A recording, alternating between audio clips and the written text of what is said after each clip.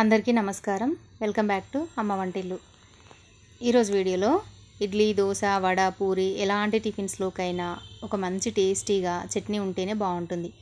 మరి అలాంటి కొబ్బరి చట్నీ ఎలా తయారు చేసుకోవాలో చూసేద్దాం రండి.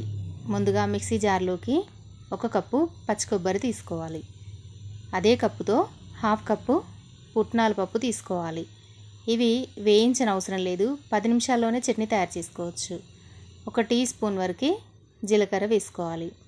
నెక్స్ట్ ఇందులోకి ఒక 4-5 వెల్లుల్లిపాయలు పొట్టు తీసి వేసుకోవాలి. తగినంత ఉప్పు, కారానికి తగినంత పచ్చిమిర్చి 6-7 పచ్చిమిర్చి వేసుకోవాలి. వేసి ముందుగా బరకగా మిక్సీ పట్టుకోవాలి. తర్వాత కొద్దిగా నీళ్ళు యాడ్ చేస్తూ మిక్సీ పట్టుకోవాలి. అప్పుడే పచ్చడి కమ్మగా ఉంటుంది.